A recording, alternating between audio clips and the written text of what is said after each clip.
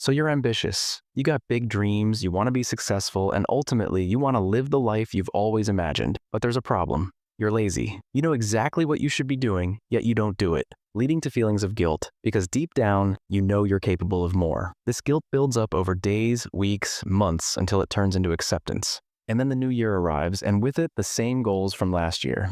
You start off strong, fueled by motivation and a bit of delusion, but before you know it, procrastination creeps in. Like that one relative who always shows up uninvited, your lingering procrastination turns into a daily cycle of laziness. And before you know it, you've labeled yourself as a lazy person. So how do we break this cycle and break free from procrastination? Well, there are many videos on the internet, but majority of them only address the symptoms, like deleting social media or removing distractions. While these may help in the short term, they fail to address the real issue, the root cause behind procrastination, which can be summed up in one word: inertia.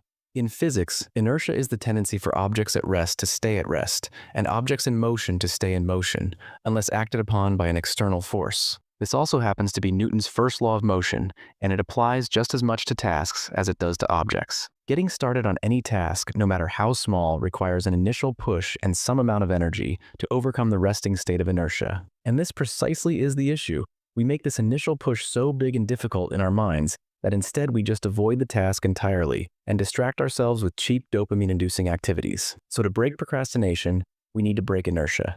And there are two ways to do this. Getting started is the most difficult part, so make this as easy as possible by reducing the stakes and taking the smallest step forward. For example, if you tell yourself, I need to sit down and complete my 5,000-word essay, the inertia is too strong, as the stakes are so high. But instead, if you tell yourself, I'm only going to write 50 words, the feeling of inertia is much lower, as now it's pretty easy to get started without needing to rely on willpower or discipline.